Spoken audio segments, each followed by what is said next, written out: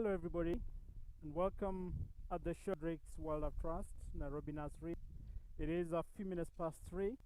We're ready to bring you the 3 p.m. milk feed for the baby elephants. And this is where we also bring the elephants to let them have a good time to enjoy wallowing in the mud and also dusting themselves. Though we have a lot of these out in the park because the elephants spend the whole day out of Nairobi National Park. So the elephants are free to roam around in the park all day from 6 in the morning up to 5 in the evening when they come back for bed. We have the milk feeds that come in every 3 hours, and we take the milk out to them when it is time. And now we've decided to bring them here so that they can have the milk from here and also bring them to you so that you can see them right from your sitting room. The Nairobi Nursery has got 12 baby elephants at the moment, and they're all orphans, and that's why they're here. They've been rescued from different parts of the country and all having different reasons for being orphans. You can see we've got some vegetation down here for them. This does not mean that it is the only vegetation that they feed on. When they're out in the park, they have a variety to pick from. We just pick a few for them here so that they can enjoy as well. They can decide to browse on the greens if they want. They can decide to roll in the soil dust if they want. They can decide to roll in the mud if they want. And it is not warm enough, though there's a lot of water in the water hole, but not warm enough for them, so they might not do it here. They feed on a variety of vegetation, but this is one of the type that is most readily available within Nairobi National Park. It is from the current family of leaves within the forest. And elephants will feed on a variety, and since it's the most readily available, they know it most, they like it most, they feed a lot on it.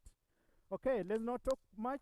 Here comes the baby elephants, being led by the obvious number one to come for the milk, an elephant by the name Mukoka, who is a 2-year-old elephant who was rescued from northern part of Asavo East National Park, who was identified all alone at a very young age of about 7 months.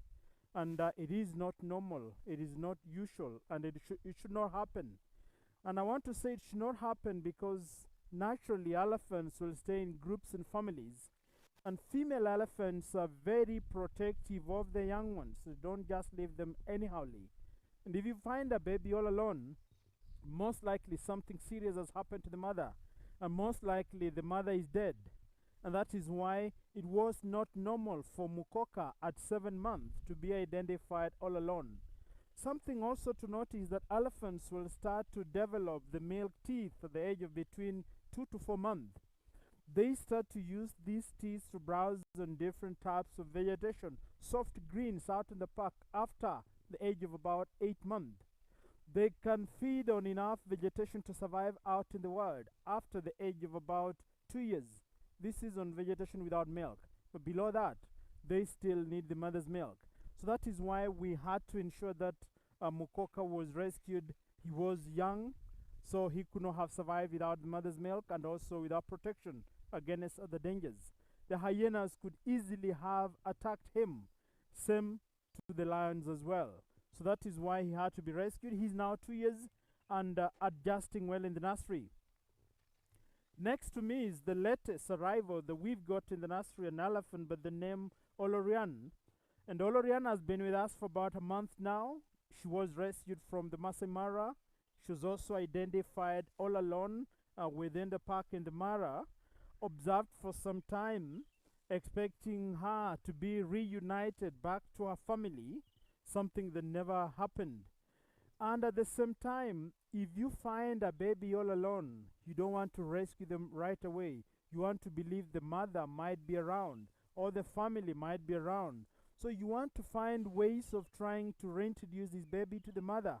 But you have to balance between how long you wait and the condition of the baby. So if you wait for too long, then the condition is deteriorated every now and then.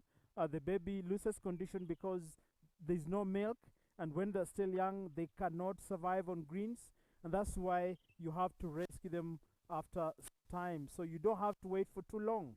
So that is why Oliria had to be rescued, because she could not have survived out there all alone. She was growing thin and thin every day, and that is why, at the same time, being alone in the park, in the forest, the hyenas would have easily come for her. So she had to be rescued. You can see she's gaining some strength. She was very skinny, but see what she's doing now, enjoying the dust bath, just playing all by herself. She likes to do it when she's all alone because she knows she's not strong enough like the others. But compared to when she came in, she has actually improved a lot and gained a lot of weight. And in another month or so, she'll be all fat and round and will be running around just like the others do here in the nursery. She's only about 16 months at the moment. She wants to scratch somewhere. She can get a scratch, no problem. That's what she was coming for. It's okay. We do have Naliku, the youngest and the smallest in the nursery, at only about a year old. And Naliku was rescued from the Masai Mara. You can tell she was trying to get into the waterhole, but because it's a bit too cold today, I bet they won't be able to get into the mud unless otherwise, although Naliku was trying, but they won't be able to get into the mud because of the coldness. Naliku is only 1 year and she was rescued from the Masai Mara. She was identified in the company of another bigger elephant who had her own baby. And this other big elephant is believed to have been an auntie, and Naliku's mother is believed to have died from a natural disease, and she was left alone at the age of about 6 months. So that is why we had to come in and help rescue her. Despite the fact that she was in a company of a female big elephant, but this auntie already had her own baby that was breastfeeding, so she could not provide milk for 2 young elephants. A female elephant does not want to jeopardize the status of her own baby for the sake of another one. And that is why they'll only concentrate to breastfeed their babies, but not another one. And that's why Naliku had to be rescued other than leaving her to starve out there. At 6 months, come on, Nabooshu, stop misbehaving. Well, Nabooshu there trying to show how strong he is. He's also another new one in the nursery, wants to molest Naliku. And Naliku is a very independent elephant. She wants to have her own way and do her own things. That is why she's not bothered with the Nabooshu's bullying around. So behind Naliku is Nabooshu. Nabooshu is about almost 2 years old. Nabooshu was rescued from Masai Mara as well. The mother also having died from a natural disease. The baby left in the company of the rest of the house, but they could not give him milk, and so he could not have survived, and that's why a decision had to be made for him to be rescued other than starving out there all alone. And Nabooshu is about 2 years old and far doing all right in the nursery. You can tell he's got little tusks coming out. The tusks of an elephant are part of their teeth. They are the incisors. They start to grow when an elephant is about a year old, but protrude outside when they approach the age of about 2 years. And that's why if you see little tusks protruding outside from an elephant, then that elephant is about 2 years or so. So that is why we had to rescue Nabooshu, because he could not have survived out in the wild all alone. I do have Kiyasa next to me, who is about 3 years old, who was rescued from Sava Conservation Area, and who at some time earned herself the name of the naughty girl, but at the moment all seems to be changing a little bit. Not completely good, but most of it is good now, and we are happy about that. And she's only 3 years. She was rescued from Sava Conservation Area. She's a drought victim. The mother died from starvation due to drought. I do have Kiombo trying to get into the water hole, but just wants to drink the water but not to roll down in the mud. And Kiombo was rescued from the Masai Mara, identified alone within the park.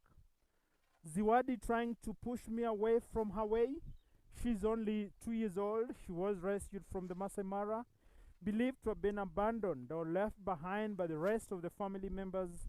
And later on we discovered that she's epileptic. She goes into seizure sometimes. We put her on medication. She's improved a lot. We expect her to be back to normal by the time she'll be ready to go back into the world.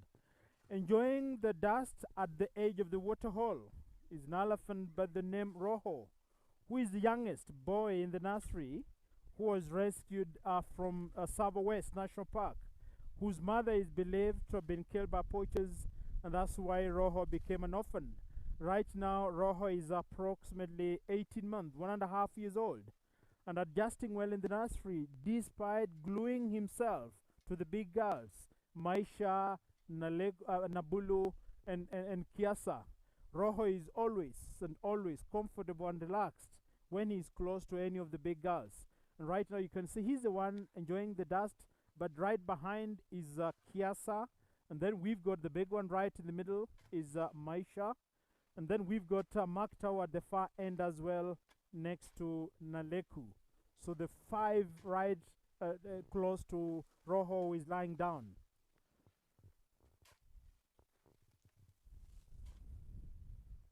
So 12 elephants in the nursery at the moment. We've not talked about Laro, who is dusting herself right at the end. Everybody wants to do their own things, and that's why we've got these 5 here trying to enjoy the dust. Laro dusting herself right at the far end, and Kiombo trying to excite himself with the waterhole. He might want to get into the waterhole and roll into the mud, though it is cold, but you never know.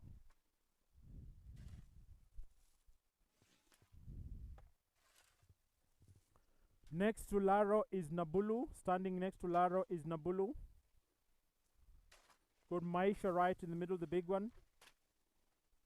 Maktau at the edge, at the top of the soil pile at the moment.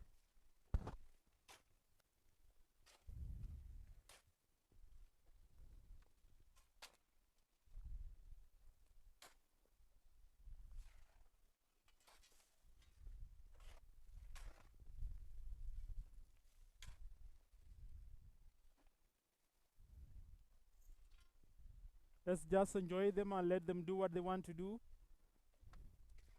It might be interesting to see them getting into the mud if they decide to. Sometimes when they're out in the park and it is raining, they want to run around in the mud, they want to roll around in the rain. When they are big enough, like a year and above, they do enjoy it, and they do a lot of running along in the mud and rolling around when it is raining. So they might have actually decided to get into the waterhole at the moment, at the same time as well. So let's wait and see what happens. Nabulu right close. So if you're joining us now, welcome. We are at the Sheldrick Wildlife Trust, Nairobi Nursery. 12 elephants before us now, all orphans, having been orphaned from different parts of the country, all with different reasons for being orphans. Some, the mothers have been killed by poachers due to trade in ivory. Some have been separated from their families by human beings, what we call human-wildlife conflict. And very few, the mothers have died from natural reasons like old age, natural diseases, and starvation back into the world. And all this happening to the mothers when the babies are still very young, at an age where they would not have survived without the mother's milk and also without protection against other dangers. And that's why we rescued them. Nabooshu enjoying the dust bath right in the middle. Laro next, Roho next. Maktau joining in as well. Maisha right behind. Laro on the side here.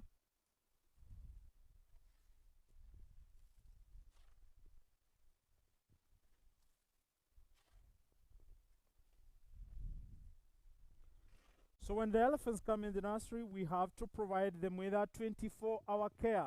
All day they're out in the park in the company of the keepers, and we set them free out in the park so that they can learn by natural instinct how to behave as elephants out in the world.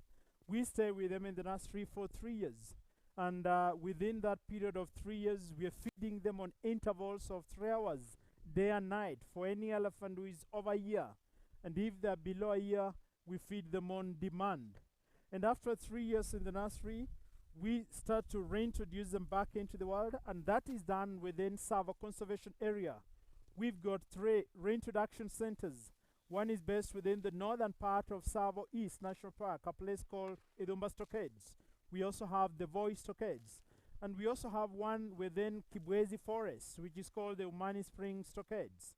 And the elephants, once they're in these reintroduction centers, they get to interact with different groups of wild elephants and communicate and make friends. Sometimes they find wild herds that are interested in them and will always want to come for them and stay with them and try to interact with them and make friends with them. Sometimes the wild herds just reject them. So every day is different reactions being encountered on daily basis. But after a long period, the relationship between our orphans and the wild herds becomes a strong bond. Then our orphans will be invited and adopted in these groups of wild elephants. And once they get adopted, they will be trained by the wild elephants on how to stay back into the wild naturally. They'll be protected against all other dangers out in the wild by the wild elephants. They'll also be warned against human beings by the wild elephants, which means at some point they will have become as wild as any other elephant out there. And when we see that happen, then we can say we've achieved our target, since our main target here is to rescue them, hand-rear them, and later on reintroducing them back into the wild.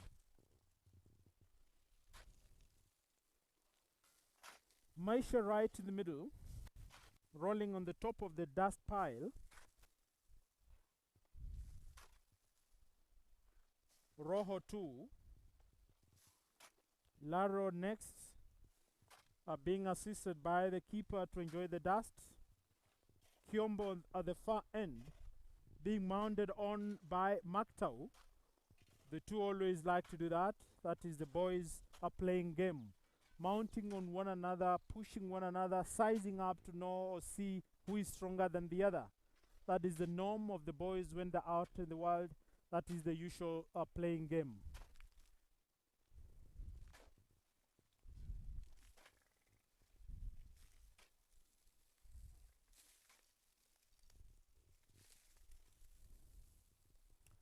So the Sheldrick Wildlife Trust does not only take care of orphan elephants and rhinos, but we also have other projects that we undertake.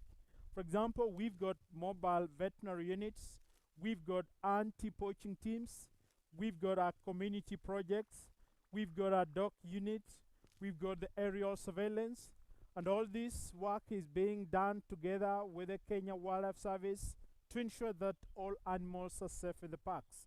For example, our anti-poaching teams will patrol the parks and ensure that there are no snares in the parks, there are no poachers in the parks, there are no people burning charcoal in the parks, and the parks are safe for all wild animals. Our mobile veterinary unit will ensure that any injured animal has been treated and set free out in the wild. We've got the Kenya Wildlife Service vets that are working with our anti-poaching teams to ensure that all animals have been treated and set free to continue with their own natural life out there. Our community projects will go around the communities that are neighboring the parks and the reserves, educating them on how to coexist and stay peacefully neighboring one another with these wild animals. Sometimes the animals get or break the fences and get into their farms. And also sometimes the communities have gone to an extent of invading areas that belong to wild animals. Some people are doing plantations next to the national parks and the reserves, making the animals to be attracted by the vegetation, causing the conflicts every now and then. And so our community project will ensure that they educate them on how to behave in case something happens. Same to our community project will also go around to the schools that are neighboring the parks and the reserves, educating the children when they're still young. They need to know how important these animals are and why they are important. They need to know that they need to be protected and cared for. The young children need to know that all animals have the right to life as well. They need to know how to protect them so that when they're fully grown, they will be able to do it by themselves. So our community project will ensure that they teach them and show them films on what happens out and what needs to be done to ensure that they are protected and cared for.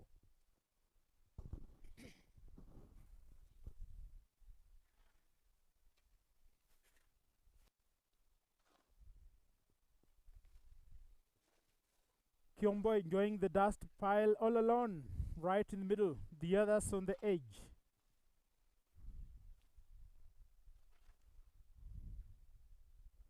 Ziwadi decided to have a scratch on the camera pole.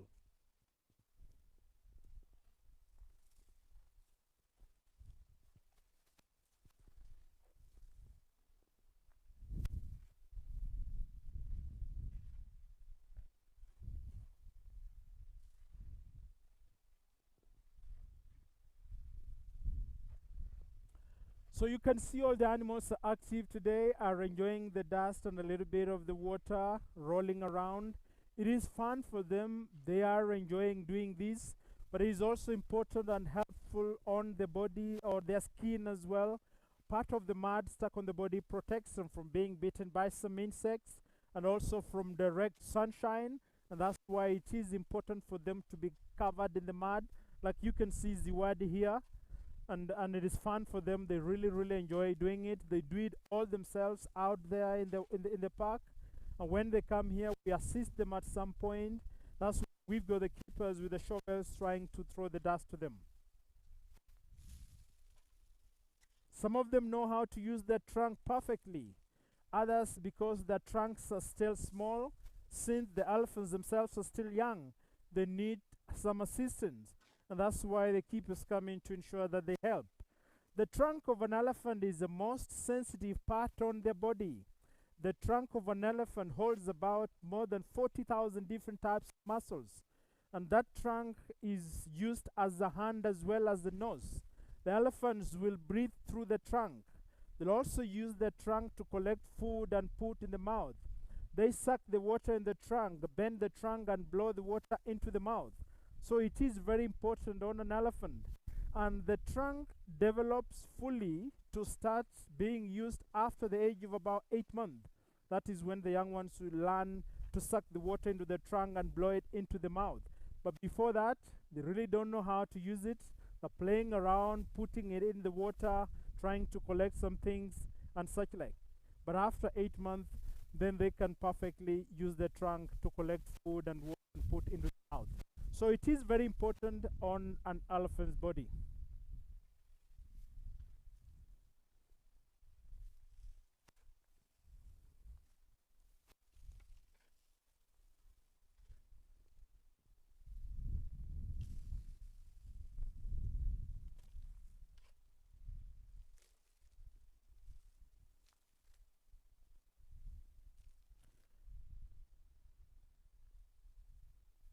And their skin also needs the mud as well. As we said before, their skin is very thick, about 1 inch, but very sensitive. If you touch on the air on the skin, which is on their skin, they can sense it, they can feel it, they can tell somebody is touching them. That is Kiombo and Maktau doing what they like most, sizing around and pushing around to see who is stronger than the other.